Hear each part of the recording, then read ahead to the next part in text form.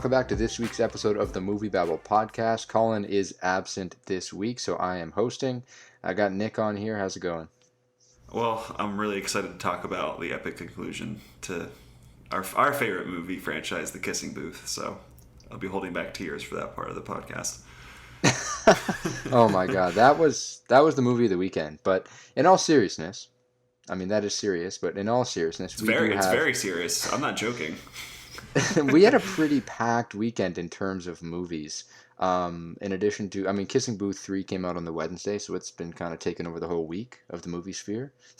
But in addition to that, Free Guy, the new Ryan Reynolds film, dropped, as well as Respect and Don't Breathe 2. So all three of those came out exclusively in theaters this weekend, and I think it'll be fun to jump into these. I think we have pretty similar thoughts on some of them, but I'm excited to get into the conversation. I think we should kick it off with Free Guy, which did overperform at the box office this weekend. It was expected to do 15 to 20. It came out with 28 million. So it's not massive numbers, but in this pandemic era, it's quite successful for a movie that's completely, I guess, for the most part, original, not based on any pre-existing IP.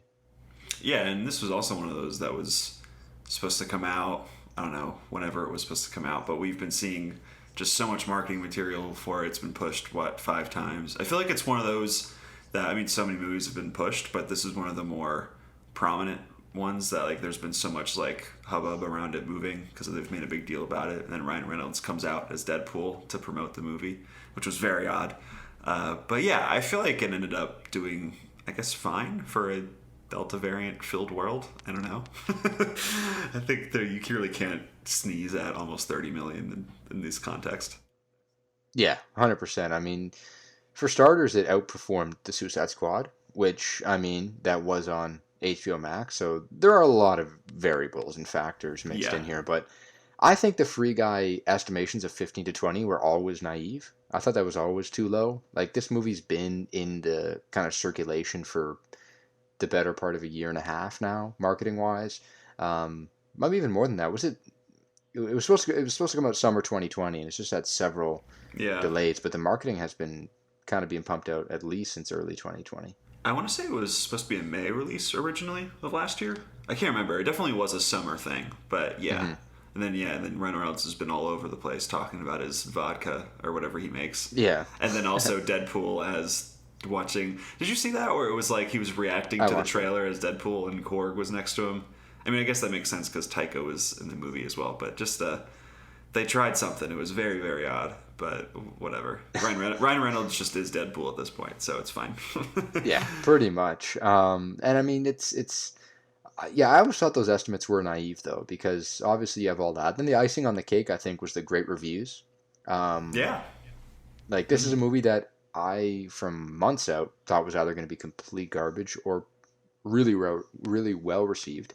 And I think it did skew towards that really well received end of things. I think it's over 80% on Rotten Tomatoes, and it just seems like a movie that critics enjoyed. The word of mouth was good, and with that cinema score, which, I mean, cinema score, you take it or leave it. It is what it is, but it is a snapshot of that opening night reaction, and people seem to like it. So yeah, I was not. I mean, I thought this thing would do over 20, and it did 28.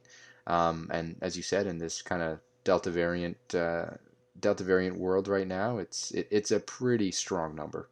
Yeah, it is, and it's kind of one of those. It's like, I don't want to say it's the ultimate 4-quadrant movie, but it strives to be that, where you can kind of bring in anyone and they'll probably like it to some degree. I mean, there are nitpicks to have with this movie, obviously, but it is kind of one of those studio created, kind of made by like a lot of focus groups, but it turned out to be okay in the end, where it's just kind of nice and it's there and it won't hurt anybody's feelings.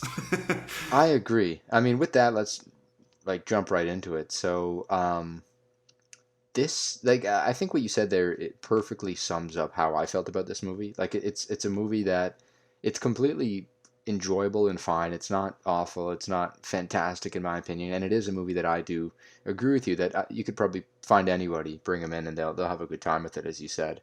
There's I wouldn't say there's a ton to pick at here, but I think it is something that we should discuss, considering it is probably the biggest movie of the weekends. What were your initial takeaways on the positive side of things?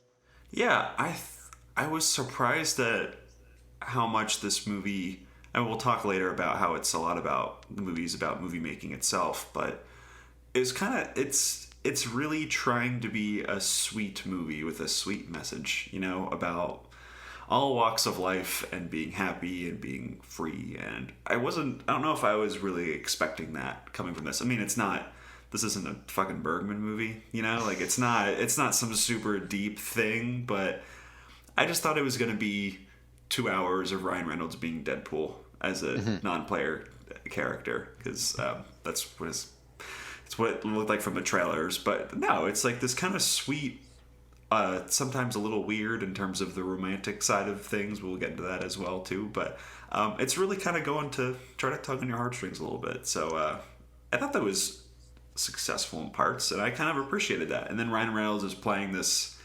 He has like because I feel like his Deadpool, it's like a lovable douchebag kind of thing. And he has that dial turned down way low for this one. So he has the kind of the same quippy Ryan Reynolds-y, like repartee, because that's just what he does in every movie. But his character is super like earnest and like kind of nice. You know, his character is very, very nice, and it's very good. You know, that's the kind of the whole point of his character. So I thought it worked kind of well. You know, it's a little different from what he normally is, but I thought it was nice. Yeah, no, certainly. He's kind of I wouldn't call him a lovable loser. I wouldn't say he's a loser in this, and especially for a lot of the runtime, he's a hero. Yeah. But I think he's kind of it seems like for some of it, he's kind of a fish out of water. There's a little bit of little bit of innocence to his character, Yeah. and he was pretty sweet. For me, a big positive takeaway. I mean, Jodie Comer was great. However, I will say the greatest takeaway was the last duel trailer, which played before the movie, and seeing her in that, which looked great. And I turned away because I didn't want to see the whole trailer. But that was good. Are you keeping that one to yourself? You're gonna go in blind for that one? Is that what you're trying to I think for the most part, I watched the House of Gucci trailer, talking to two Ridley Scotts. I watched that trailer because I knew it was going to be 2 minutes of entertainment in itself, you know. But I want to kind of be shocked with the last duel. But have you seen the trailer? Because the way it opens is pretty cool with the Yeah. shapes and square. I don't It's know. cool. It's just kind of Yeah. it's nice. But let's jump into the movie because I think she's probably the standout here, and I think a lot of people agree. Um, she kind of plays Ryan Reynolds' love interest in the film in a way. You know, if you do want to say an PC has a love interest maybe, but. I think she was the standout here. She seemed to be having a lot of fun with this role, and she definitely was the best part of the film for me. Yeah, me too. I don't know if I've ever actually seen her before this movie, because I know she's big on Killing Eve, which is the big show that I think has kind of catapulted her into a lot of these roles that we're seeing from her coming out now. But other than that, I don't know if I've really seen anything that she's been in. I know she's done a lot of TV and stuff like that, but she's really charming. Like, her character is kind of insane when you read it on the page, because she's falling in love with this NPC, you know, and every time she puts a headset on, it looks hilarious because she's this beautiful actress trying to be this nerd. It's very, very funny. But yeah, I just really haven't seen her before. And she just works. She's really funny. Like, I think she's even funnier than Ryan Reynolds in a lot of parts. And she's doing some subtle, they're not subtle, but she's doing some interesting things that give her character a little more detail than you would normally see. Because one of the fun things with her character is that they have an accent filter on when she's in the game. So she's talking in like her British accent or Australian, like Ryan Reynolds makes a joke with that. So she's talking in that accent, then she has her American accent outside of the game, and she's doing like all these fun little things that I thought were really, really charming for this kind of movie. Yeah, 100%. I agree as well. I haven't seen her in anything. I mean, I know she was in Star Wars, because I checked her filmography before the movie. She was in the Rise of Skywalker, probably I don't even remember, probably a really small It side says role. Ray's mother. So Okay. Yeah, Interesting. Yeah, I don't. I don't remember Rise of Skywalker at all, pretty much. So, No. So yeah, it does seem like she is kind of breaking out onto the big screen now. Obviously with this and The Last Duel coming out in the same year. I think it's gonna. I mean, sight unseen with that, it seems like they're gonna be pushing her heavily for that movie. She's on the cover of The Last Duel on the poster. So it does seem like she. I mean, it's cool to show. She's showing that versatility here already, jumping out early in her career on the big screen. Yeah, she was fun though, and pointing out the language filter there, I did enjoy just a lot of the ways this movie utilized video games and just kind hmm of and just kind of the way video games are. You know, I thought it was pretty cool. Obviously, you have not going to get into big spoiler territory, but um, when the players go into the games, because that's what Jodie Comer's character is, a player. She's playing this game that Ryan Reynolds is in. They have sunglasses on, right? And you have a moment where Ryan Reynolds' character there puts on sunglasses, so he kind of gets the view of a player. I thought that was pretty cool, and just the way that was dealt with throughout the film comes up a lot later on. But yeah, it's I like those parts of the movie for sure. yeah, there's been a lot of video game movies recently that aren't based on anything, like both Jumanji movies and you could say Ready Player One as well.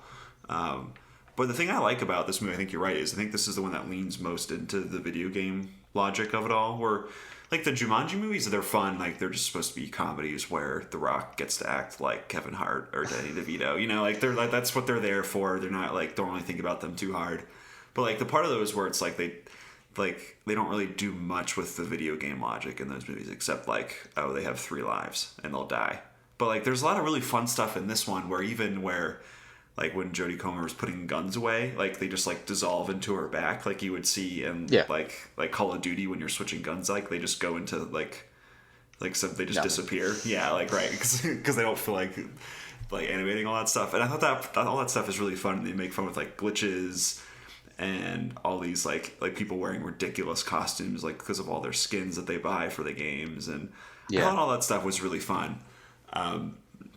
Like I was actually really surprised how much they actually utilized all of that logic to it because it works really well and they actually like try to incorporate it basically like in every frame in the actual like game of it all. So I thought that was really cool. Yeah, how do you feel about Taika Waititi's character? Because I feel like he's been the one most heavily criticized with the early reactions this weekend. He's very over the top, and I didn't have a huge issue with it. But what's your feeling on that? Yeah, I can get that. I feel like he's too weird and interesting to be this kind of villain in a Free Guy movie. You know what I mean?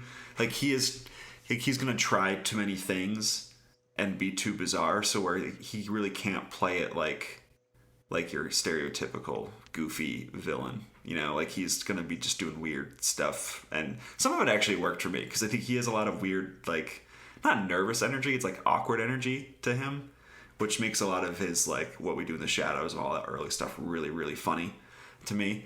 But like, there's the one thing where he's like he tries to like jump up when he's laying on the ground or something like that. Remember, he's like he like can't do it. I thought that stuff Yeah. was funny, but then there's like other parts where he does like the like what are you talking about, Willis kind of thing. It's like oh no, like Taika, don't do that. Yeah, So I felt that way. I feel like I mean he's done like he's about to do his second Marvel movie soon, so maybe it's not the best critique ever, but like I feel like he should be off doing more weird stuff. Like I don't think it's like totally suited to what he's good at. Yeah, I agree there.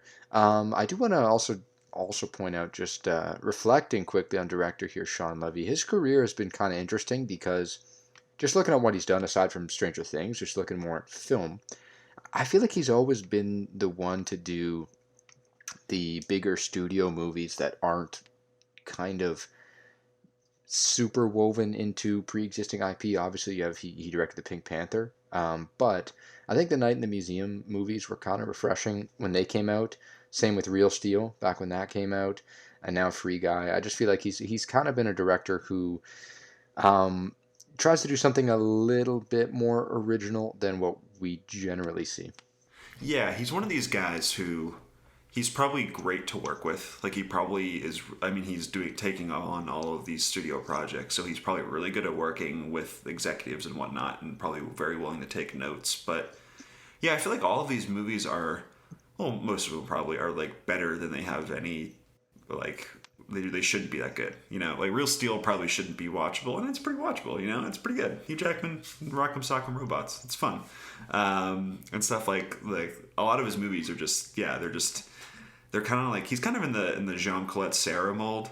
You know, with he just kind of makes these movies that are just 2.5 out of 4 stars every time. Like they're probably not good. Like The Commuter, not that great of a movie, super watchable. And I feel like Sean Levy does the same kind of stuff on this scale. Yeah, I agree. Also, big nitpick here. Well, it's not a movie with a ton of big nitpicks, but something we both agreed with before we jumped on the pod here was this is a movie that kind of at its heart is very much anti, big IP. And I won't get into big spoilers and kind of spoiling big surprises here, but we see throughout the film some of the characters really rail against that notion. And as you said, Taika's villain character in this movie, he's all about sequels. He's all about pumping out sequels and sequels and sequels. That's what people want, as he says. And I do feel like Free Guy, even in just this summer overall, it's been heavily reliant on IP with a lot of the big movies that have come out.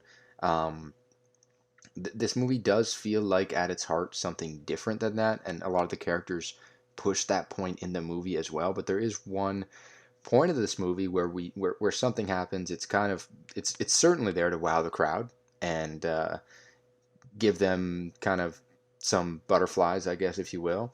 But I don't want to spoil it, but it's something that you and I didn't like right away, and because it goes completely against the philosophy that this movie's trying to lay down. And I mean, Free Guy's not deep. We're not getting into philosophical discussions here, but I do think it is something to note. Yeah, it's the moment you're speaking of is like the big clap moment at the end that they try to make like, and it worked on my audience. They were like, "Oh, this is amazing," but yeah, it's Taika and the coder played by Joe Keery. They're going back and forth the entire time where Joe Keery had this design for whatever his old game, and he wanted to make something new and interesting. And then, yeah, Taika is basically just saying, like, no, like, I'll do Free City 2 and then Free City 3 because people like that. And he has this whole thing about KFC where he's like, if I'm at KFC, you wouldn't expect me to serve, like, what is it, like something turkey, you know? Yeah. I forget what the joke is, but he's like, I'm just going to give you KFC. And yeah, so every time they're talking about that, they're talking about, movie making, obviously. So yeah, this entire time, and like, you could kind of say that Free Guy is kind of IP driven. It's really not until, I guess, the end, which we won't spoil, but it's kind of its own imaginary world.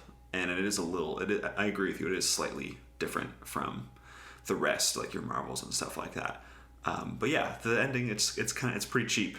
I get it. It works within the logic of the story, because in, like, I guess, how do I dance around this? In video games, you can kind of pull in random shit from pop culture to your character, and it's just like it's like a skin or like an add-on. You like pay $5 and you get whatever. So it makes sense from that perspective, but like on a thematical level, yeah, it kind of takes the air out of the sails. It's pretty lame. Yeah, 100%. And I mean, we'll see. I think Ryan Reynolds broke the news today. Disney wants to potentially look into a sequel. So. Oh, there you go. There's that. It's even more against it, right? There's that as well. Also, just before we do leave the Free Guy talk, a lot of interesting cameos in here. I'm so excited about this. Please continue. Yeah. I don't know if we should jump into all of them. I think there's one that is it pops up in the movie a ton, so we'll jump on that one. But there are a lot of interesting ones. A lot of there's one classic Canadian folk that pops up in there, a legendary game show host. But then you also have a lot of internet gamers that are pretty popular that kind of pop up in here, very surprisingly. And then obviously you got the one and the only Channing Tatum that comes in and plays he's not in the movie a ton, but he's in it for a couple scenes for sure. Channing Tatum is my favorite part of this movie. He is so good. And he's in like 2 scenes, and he is so funny. And we haven't seen him. He hasn't been in a live action movie since 2017. His last live action role was the Kingsman 2. So he hasn't been in a movie since then. And it's so weird because he's in the first scene of this movie, and he has a shaved head. And you're like, that kind of looks like Channing Tatum. And then he says something, you're like, holy fuck, it is Channing Tatum. And then he comes back later for like a full scene, and he's fucking hilarious. It reminded me that I just really love Channing Tatum, and I think he's always been a way better actor than he gets credit for. I think he's so funny. He's so talented. Good dancer. Shows some of his dance chops in this one. Just hilarious. I think he's just so funny. And just going back to the Jump Street movies too. I just love him. He was great. Really good to see him. I miss him so much. 100%. So that's Free Guy. We'll see how it kind of plays out over the next few weeks, but it does seem like it's going to be a movie that sticks around, especially if Disney's interested in more from this maybe now franchise. So moving on, next thing we do have to jump into is a movie that I did not see this weekend, but will see at some point, and that is Respect. Nick, I know you have some choice words for this film. What's one thing you really liked about it? Jennifer-Hudson's a really good singer. Yeah. She's really good. And now go into the rest. Yeah, this movie just, it doesn't work. So this is the big Aretha Franklin biopic. I'm sure this is going to be, like, positioned for Oscars. And I think the worst part about watching this movie was me immediately thinking about how I'm going to have to talk about this movie for months. Because Jennifer Hudson's probably going to be in the conversation for Best Actor or Best Actress, and then there's gonna be like production design stuff, and I don't even think there was a Best Original Song unless Jennifer Hudson did something over the opening over the end credits. I left immediately after this movie was done, so I don't remember. But it's gonna be one of those kind of like Judy or like all these other musical biopics where it's the lead actor is gonna be a front runner for the award. They'll probably win. No one's really happy about it, but it'll happen anyway. So, and it's every year. With Judy, it was like that movie came out in August, September, and then as soon as it came out, everyone was like, "Oh, that's the Best Actress race is wrapped up. We're done here."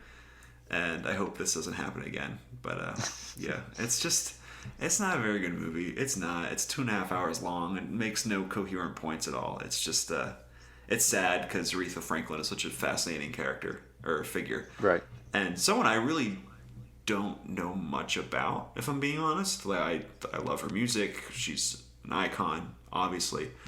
But there's just from like the way that this movie, there's so many different threads that this movie pulls at, where like someone ducks in for 2 minutes and you're like, wow, that's a good idea for a movie, and then it just gets rid of that idea. There's a really good example where I didn't know this, but Aretha Franklin was really helped out Martin Luther King a lot during the Civil Rights Movement, in terms of just like doing like shows and really like just like continuing his work and his words. And I didn't know a lot about that. I think that's fascinating. Think about like a movie with those two coming together, and they have one conversation early on in the movie, and then like fast forward a decade or so, she's doing a show in like Madison Square Garden, and Martin Luther King presents her on stage, and he's like, over the years I always thank Aretha for all the work she's done for the cause, and how she's always there when I call her. And this is like the second time we've seen them together on screen, and this is like an hour after the first conversation. So it's so bizarre how it's this really interesting idea for something that could have been an entirely own, like it's like a movie in and of its own, and the movie kind of just brushes up against it and then just gets rid of it and goes on to something else. It's a lot of that this entire time, where it doesn't really hang with anything long enough to make a coherent point about it, and then it drastically shifts into something else. So it's just kind of like it leaves Aretha honestly as the least developed character in the entire movie. For the most part, her arc is kind of like she's finding her voice. She's very young. It's kind of a very stereotypical start with her as a kid and go throughout her career. And the idea is, she's still finding her voice, and her career started with not a ton of hits. She had like 9 or 10 albums before she really struck it big. So in a way, you can see where that makes sense, where she's this young artist singing songs other people have written, and she's trying to develop her own style. But the way the movie presents it as she's basically a mouthpiece or kind of just like a pawn for other characters to move around and use. And it really doesn't ever double back on that and say like, that wasn't good. So it's very unsavory to watch it. And she's just kind of moving around, not really doing much. Jennifer-Hudson, I would say the performance, her singing is unbelievable. Obviously, she's Jennifer-Hudson, but I would say her performance isn't great, but I don't think it's her fault, because I don't think the movie gives her a lot to do, because she's just kind of standing there, and then Marlon Wayans plays the stereotypical abusive spouse, and he's the one getting most of the attention, and she just kind of has to react to everything he does. And then Interesting. yeah, it's weird. It really only defines her by her abuse, and then that's really about it. And then That's kind of what we've seen a lot lately in a lot of these biopics, and yeah, it can be frustrating. yeah, because there's 2 versions of these musical biopics, both of which I don't really am not a huge fan of. But there's the one like Bohemian Rhapsody, where they kind of like put a blanket over everything, where it's like, nah, Queen's fine, like they did nothing crazy, because Queen was so heavily involved in the making of that movie, so they can't really dive into how crazy and kind of like insane a lot of their stuff was. Then you have one like this, where it's kind of like it's almost like it's almost like abuse porn in a way, where it's like they really like hammer home how troubled these people are without giving any greater context to it. I was thinking a lot of the United States versus Billie Holiday as well, where that movie is really lives in how much it wants to show Billie Holiday's abuse, but doesn't really do anything with it. So it creates this really just grotesque and unenjoyable thing to watch.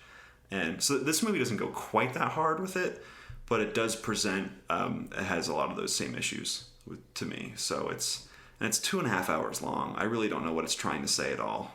I think it's really trying to just celebrate Aretha's life and career, but I don't think it does anything coherent to do that. So it's kind of, for me, I just did not enjoy watching this movie. And it's sad, because I do like the idea of it a lot. There's a lot of cool things that you could make this movie about. And Aretha Franklin's awesome, she's an amazing person. So it is a bummer. Yeah, I think that's kind of been the trend with a lot of these movies. Sucks, but that's just kind of been the way it has been, and we'll probably continue to see it be that way. Yeah, and it's the same thing too, where it's like, she just got beaten by Marlon Wayans, so she starts singing the Otis Redding version of Respect that she later uses to make her version of Respect, where she's like, the next scene, it's cut to, she's in her house and she's singing that song like with her family, and it's like, okay, I get it. I get what you're trying to do, movie. It approaches that stuff too, where it's like, painstakingly, this is what the reason was behind these songs, and it makes it very, very obvious and contrived. Not as bad as, do you remember in Bohemian Rhapsody where they're all arguing, and then one of the bassist starts laying down the bass line for another one bites the dust, and they write the song in like a minute? I think remember that. That's the most egregious version of this. It doesn't happen in this quite to that level, thankfully, but it's not very good. It's not a good movie. Yeah, I do remember that indeed. So that is Respect. We'll probably, as you said, be talking about this for months to come, maybe. I really don't want to, though. I don't. I doubt we'll be revisiting it until at least November, December, though. So that is that. I guess. I know. I don't know. It's just, this was the first wave for me in the very stereotypical Oscar bait movies that we get every year. And this one, I was just, because it was just so long. It really just like, I was like, oh my gosh. Early August too. This is a pretty early launch. It just was not, maybe, who knows, maybe I'm being a grump, but I do tend to be a grump on this podcast, but it just wasn't for me. I don't know. I like everyone involved, but movie didn't work. we can jump in now to the other wide release this weekend, which was Don't Breathe 2. The sequel to the kind of surprise smash hit, if you will, Don't Breathe, which just was kind of, refreshing in a way thriller that came out 5 years ago now. Like, I remember going to see this in theaters just with like a bunch of friends just for something to do, and we all came out going, wow, that was pretty good, that first movie.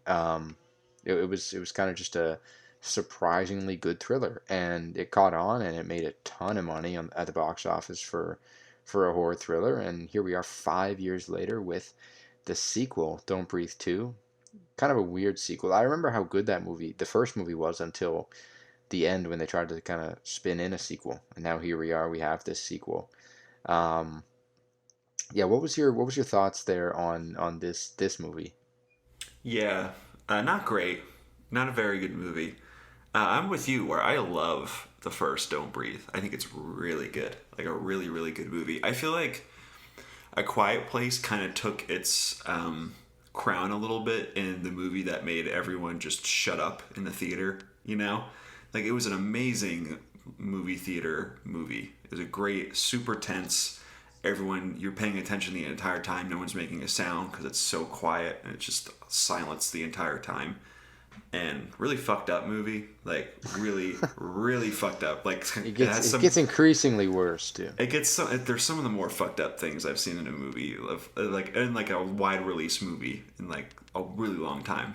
Um, but and the movie's it's like subtly a really good like class, like a lot of really good thematic ideas about class and class disparity, and because it takes place in Detroit in this really rough area, and yeah, and the blind guy played by Stephen Lang is a piece of shit, and then this movie turns him into a hero, and it's very very odd, very very odd. They tried to they tried to take the T2 approach with Don't Breathe Yeah, 2, and it doesn't work the same way because of what happened with Stephen Lang's character in the first Don't Breathe, yeah, Turkey Baster. that's yeah, really. Oh my god, oh jeez.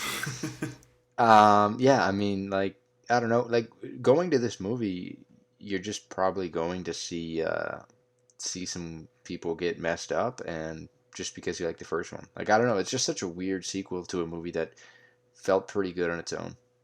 It never justifies its existence ever, and it's so weird because I felt like I could understand the idea of a sequel to this because it seems like what the first one is doing, you can look at it as kind of a cheap setup to more movies.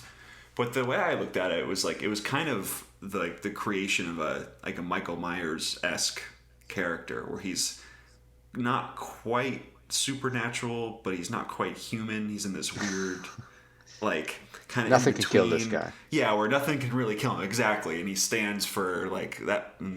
Halloween is pure evil, and this one you could make so many more ties to class and gentrification, all these kind of things with the blind man as the villain. I feel like that a really good maybe if Fede Alvarez. I mean, he wrote this movie, but maybe if he had more of a if he directed it, I don't know. Maybe if he had more of a hand in it. I feel like they could have spun it that way, and it would have worked really well, and they could have been a really cool franchise of sorts. But yeah, this is just kind of we liked people know who the blind guy is, so let's make him the hero, and then let's just have people invade his house, and then that's kind of the movie, and that's it.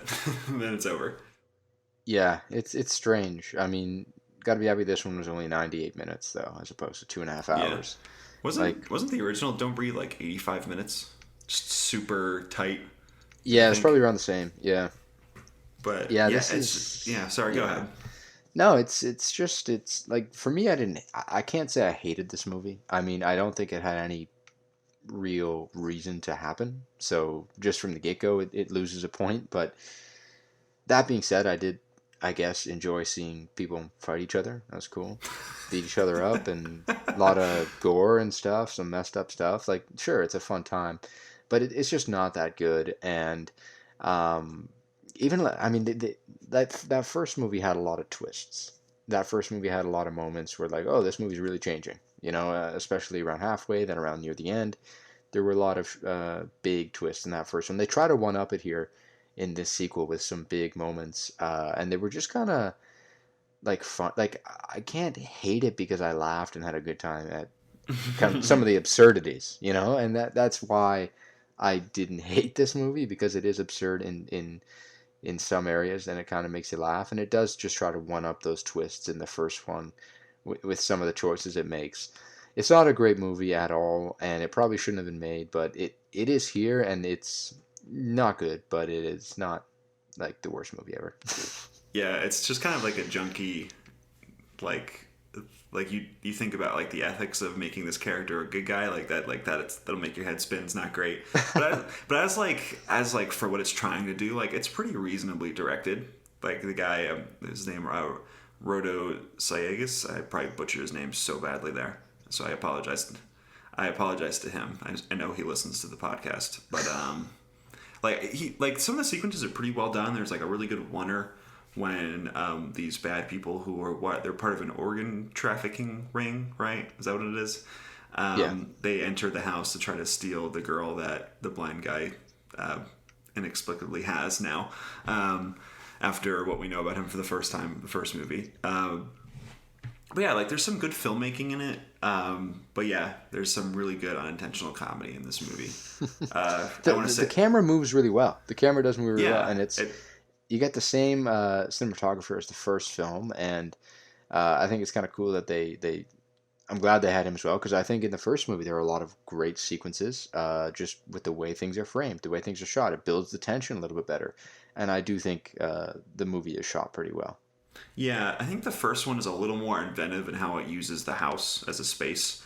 Like I feel like this one is just a lot of people like around the corner just trying to keep quiet and having their mouth, like putting their hand over their mouth, And the first one, it's like they're hiding in all these things. There's like all these weird little like nooks and crannies in the house. Like I feel like they blew out a lot of what was in the house to begin with. Like there are all these crazy trapdoors and stuff.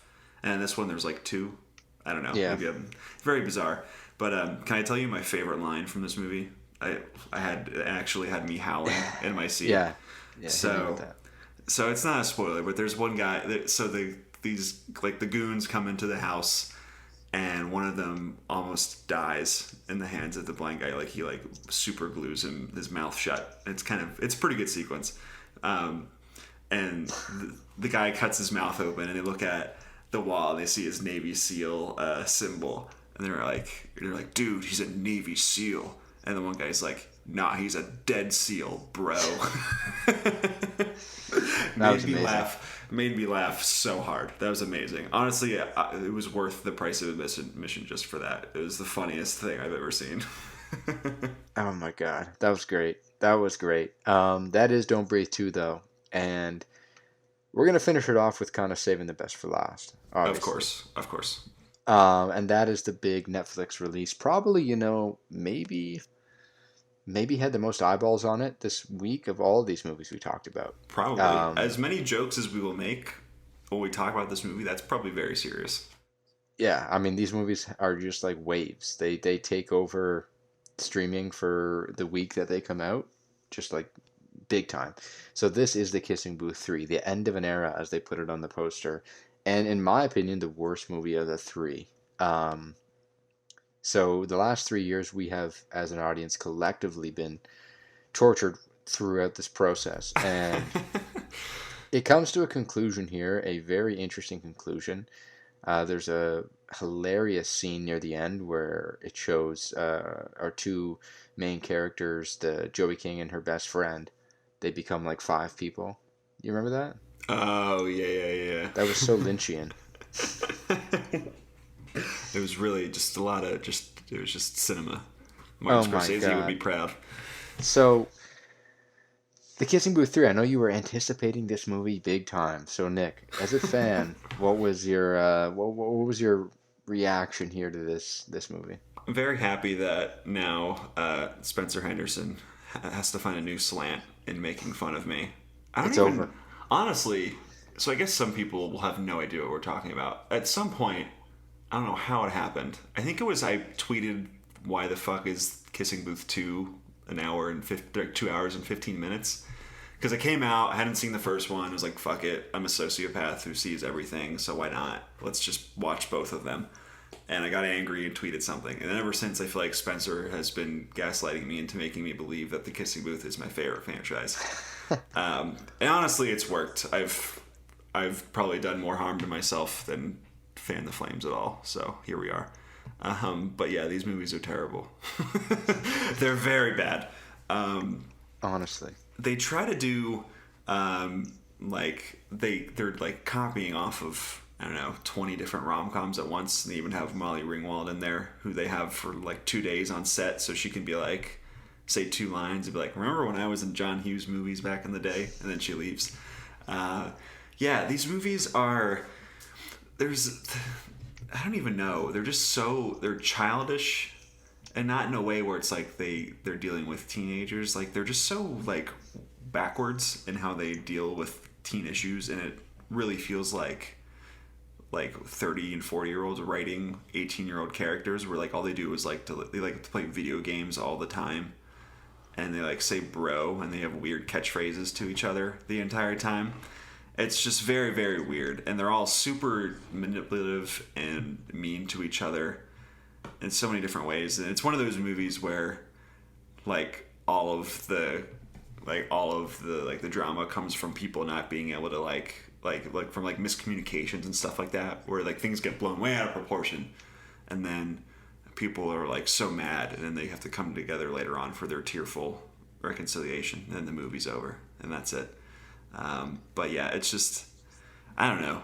There's an audience for these movies, but it ain't me. It is you. You watched all 3. That's fair. I did watch all of them. I loved them all. No, That's I'm right. joking. We watch them in pain and because of what we do. We like to watch movies. We like to consume all of these films, so we did watch them. And it's the worst of the 3 because it falls out of so bad it's good territory. The first 2, in my opinion, are laughable to watch. They're absurd. This one, to me, was just like really bad, and like it was just really bad. The first 2 I laugh at. Like I can enjoy the terribleness in the first 2, but this one for me was just awful because it was so damn depressing. Every scene, someone's crying, someone's yelling at someone. There's a scene with Joey King there. Her dad has a girlfriend, and she's hanging out, Linda, and she's hanging out with them, and they're playing board games, and Joey King just kind of turns to her, just crying, and just kind of completely chews her out, and it's completely cruel. It's insane. I'm like, no one actually does that. No one does that unprovoked. She's like, she doesn't say this, but she's basically like, you were the worst fucking person I've ever met in my life, and I despise everything about you. And it's like, oh my god, like, Joey King, relax, like, take it down like 15%. You know? Yeah, and you can tell that the actors have a lot less energy in them for this movie. I don't know if you agree. Absolutely. Yeah. But you can tell they've tapped out. Like, the first 2, they feel like they're into it, you know? And especially the first one with Joey King, and I don't recall her best friend's name there. It's Joel Courtney. Joel Courtney, yeah. They have a lot of energy in the first movie. And even the second one, the cast is pretty energized and into it. And you can tell it feels like a 3-movie deal where now it's the third one and they're just ready to go. And it's like they're ready to go. Like they're done. They're done with this, and they are not into it at all. It's just a really, really bad movie. I get a lot of Robert Pattinson at the end of Twilight vibes from Jacob Elordi in this movie. He wants to be anywhere else except this movie, and it's really funny because I feel like this is the one of these movies where he's in it the least, you know? Yeah. Where he just like, every time he's on screen, it's very clear. He's like, I'm going to say my lines because I'm a professional and I'm pretty good, and I'm going to get out of here and actually go on to do movies and other things I like. Because I've seen him in other stuff, and I think he's a really good actor. And I think he could be, I'm not going to say he's Robert Pattinson, but I think he could be one of those new, like the next wave of, you knew him from this really bad teenage thing, and he's going to go on and be a really good actor.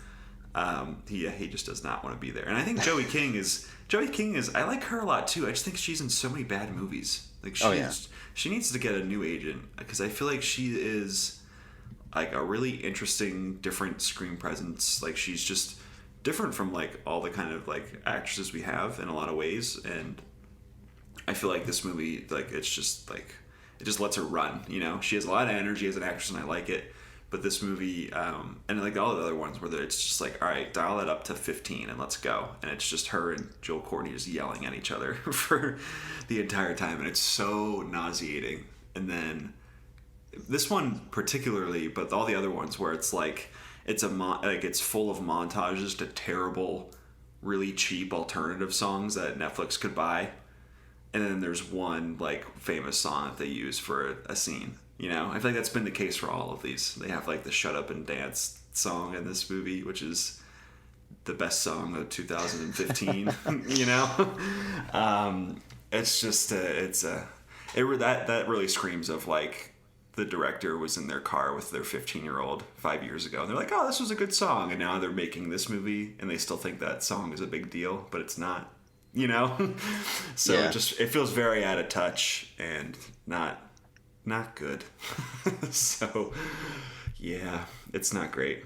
No, it definitely went out with a whimper instead of a firecracker show of this franchise. Is there anything redeeming of these movies to you? Like, do you like anything in them?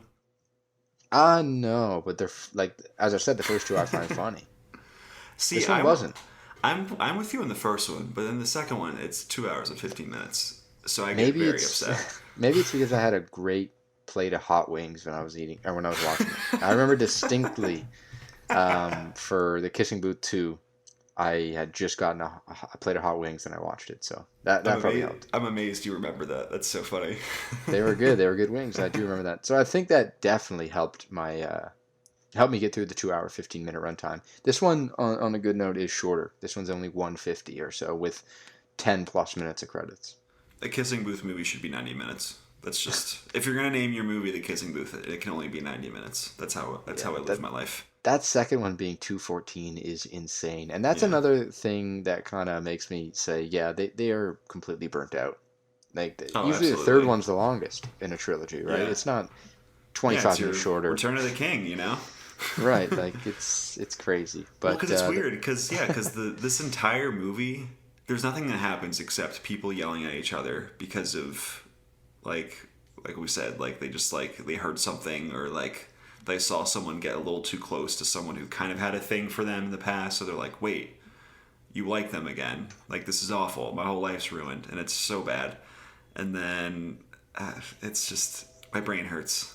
My brain hurts watching this, and then it's just like the other thing is they're all upset because they're losing their beach house. That's the only. It's like, oh my god, just like it's white privilege. The movie, so many. oh, they are really upset when the beach house. They're Oh my going to lose god, it. it's just they're all so rich, and it's just all full of rich white people being like, oh no, I can't go to Berkeley. I have to go to Harvard, and that's the entire movie. Very strange. Very strange. They're calling her saying, "Have you made up your mind yet?" Yeah, it's like that's not The how college university? admissions work at all. My favorite was that well, it's not my favorite, it's the worst, but at the end of the second one where it's graduation day and she's getting her acceptance letters from Berkeley and Harvard, it's like no, Vince Marcello, the director, however you say your name, like you figure that shit out like by March at the latest. Then Yeah. you already figure it out. Like, no, that's not how this works, guys. Yeah, Sorry. It's rough, but that is it. Hopefully that's it. I mean, it's end of the era on the posters, and I do feel like that'll be it. So I think we're done with these. One can only hope. Yeah. One can only hope. I think that I hate to say it with my guy Joel Courtney, but I feel like, you know how in Twilight where either everyone went on to be super famous or nothing at all. I think Joel Courtney could be he could be our new what's his face wolf guy.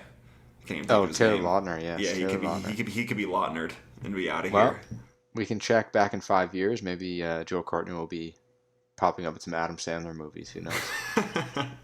Because I think Joey King and Jacob Lordy are really talented. So I hope, they're starting to get older now. They're probably like 22. They're probably 22-year-olds playing 18 in this movie. Yeah. How old is Joey King? She was born in 99. 22, exactly. Yeah. Yeah. So I hope that they start to get good roles that are outside of this because I think they're both interesting. So I just hope I never have to talk about a Kissing Booth movie ever again. Yeah, I think you're right. I think they are gonna go on to do some good things. I know Joey King well, at least because she's pretty popular now. Like she's a big name among younger people. So yeah, I think they'll be just all right, and they can look back on this with fond memories, I'm sure. Do you think this is going to have a tail? Like, because Twilight, it's its own can of worms, and we talked about it for like an hour in a previous podcast. But that one has endured, you know? Like, people still really talk about those movies and like them, like without even joking. Like, do you think these movies endure at all? Or do people that like them now grow up and watch them in 10 years and they're like, whoa, these were actually terrible, and they have awful messages about how to treat people? I don't think they're going to last. I think with a lot of Netflix biggies in general, it'll be just there and gone. And maybe the fact that it's 3 movies, it'll add to maybe a little bit of a tail, but who knows? But I do think for the one actor there you mentioned that you think is going to go on to do something decent. I forget his name. Jacob Elordi? Yes. Yeah. I think for him, he'll be referred to as the kissing booth guy for a while, because I don't know anything else he's in. Whereas with Joey King, I know some other stuff she's in, especially that one mini-series about that wild mother and the daughter. That story. Oh, yeah. There. Is that The Act? Is that what that's called? The Act, yeah. I mean, she was in Dark Knight Rises long while back. She's been in a lot of things. Yeah, Conjuring, too. Yeah. Yeah, so, I mean, with him, I think he'll be the kissing booth guy for a while. Yeah, he's going to be in that Deep Water movie, the Ben Affleck, Ana de Armas one, which apparently might be a turkey because they've gone back for reshoots, and Ben Affleck's directing them and not Adrian Lyne, who was the original director. So that's not good. And the fact that that Affleck and Armas were dating, and now they're not, just makes it not great. But he's in Euphoria, which I know he's good in that. He was really good in The Mortuary Collection, a horror movie I saw last year at the Fantasia Film Festival, and he's in one. It's an anthology movie. He's in one snippet of it as this douchebag frat guy, and he's really good in it. It almost feels like it's like a direct contrast to the character he's playing in this, you know, where he's playing that same douchebag, but there's a point to it. Like in this movie, he's just really abusive and horrible. I don't think the movie understands how toxic like Noah is to everyone he meets in these movies. So he's good. I think he's a really good actor who needs to just be in better things. So okay. Well, we'll see him in some other stuff. That's good to know. Fingers crossed. Yeah.